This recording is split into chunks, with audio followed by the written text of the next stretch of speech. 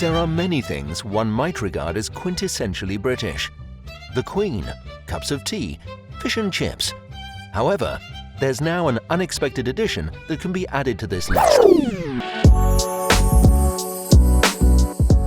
Cannabis, in the form of CBD and other legal cannabinoids such as CBG. Unlike other countries, the UK now has a clear regulatory framework in place for CBD food products. This has led to the creation of the second largest market in the world for CBD after the US. In the summer of 2019, the Centre for Medicinal Cannabis investigated how big the UK CBD market is. Dr. Andy Yates, pharmacy lead for the Association of the Cannabinoid Industry, the ACI, led this study. We conducted a survey in 2019 to try and actually get what we believe was the first real insight into what the CBD market looked like. And I have to say, we were probably quite surprised at how big the opportunity just here in the UK was. So we're looking at sales figures in 2019 of around £300 million. And that had a growth potential out to 2025 of almost £1 billion here just in the UK. That's over 1 million regular users of CBD. And at 300 million, that's bigger than vitamin C and vitamin D category put together. And if it does grow out to £1 billion in 2025, which was its projected growth on some of the measures within the survey, that would be bigger than the entire herbal supplement market in the UK. So it's pretty big.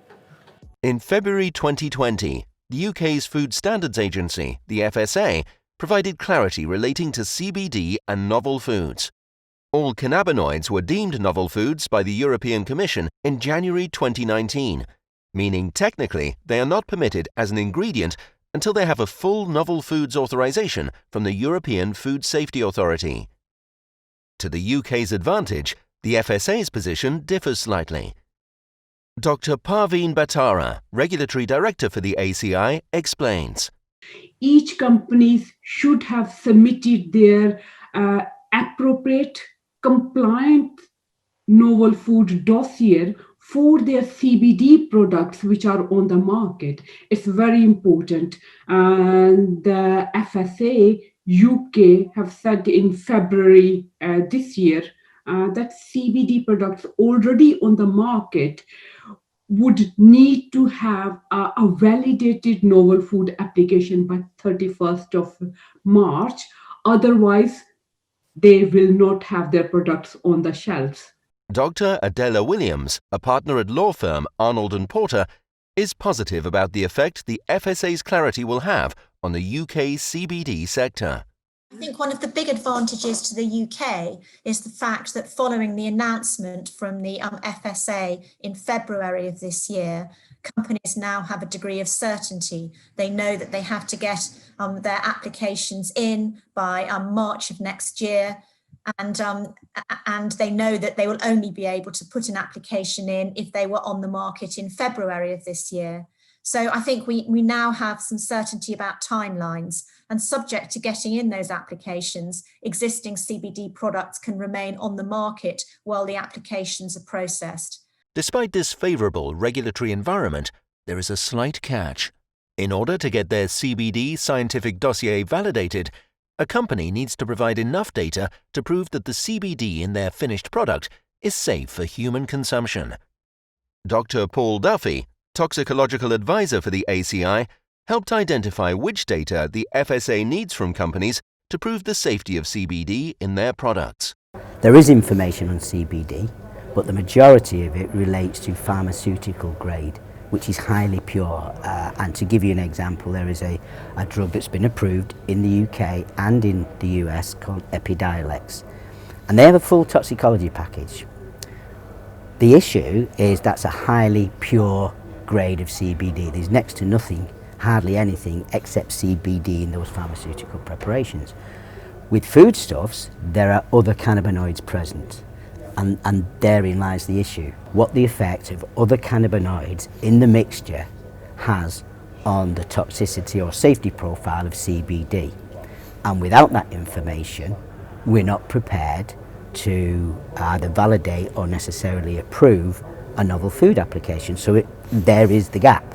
They have an ethical responsibility to allow food products on the shelves that are considered safe.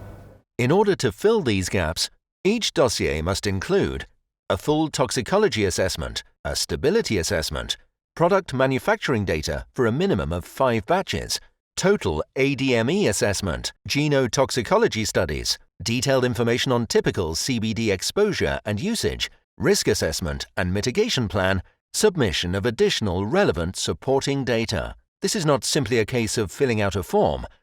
A dossier that meets validation requirements is likely to cost at least $500,000. Thankfully, CBD companies are not alone when it comes to generating the necessary data for their applications. The Association for the Cannabinoid Industry, the ACI, a membership organization committed to a safe, legal and a well-regulated cannabinoid market in the UK, has brought together a consortium of members to generate the necessary data whilst sharing the burden of the costs. NatureCan, a leading UK CBD brand, are just one of the ACI's members who are benefiting from participation in this consortium. Is it safe? That's the number one thing. These studies, they're really expensive to do. Pharmaceutical companies, big pharma, don't have a problem with that. They have the resources, but nutritional companies typically don't. So by like-minded companies joining together as a consortium through the ACI is a great way forward, because the cost of that can be shared amongst the members of the consortium.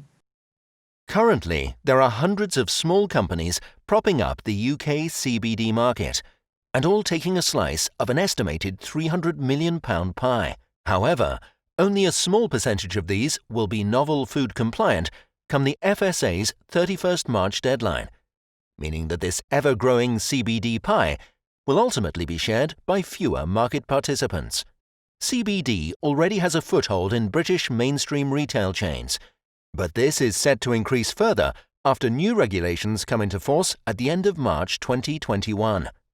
There's been growth mapped out for the future, and there's no predicted slowing down of CBD sales across the UK. In fact, consumers are showing more and more interest in it, and it's becoming more and more available.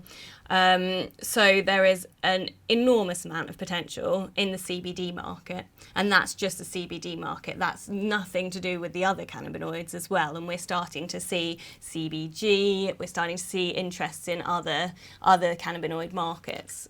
Regulations are one thing, but unless they are enforced, they will be doomed to fail. That is why the ACI has been actively engaged with the UK's trading standards. Well, Buckinghamshire and Surrey Trading Standards are working with the ACI to help ensure that members' businesses receive the best possible information and advice in relation to regulatory compliance. We've got legal experts working with us, we've got scientists, researchers, we've got government bodies like trading standards working with us, we've got food scientists, we've got pharmacists. We really are trying to bring in all of this knowledge from all of these different areas into the one place where CBD exists, so that we can advocate for the whole industry and, help consumers. The ACI provides a central point of reference for any CBD business looking to capitalise on the opportunity here in the UK. If you have plans to expand into the UK, there is no better time to talk to the ACI.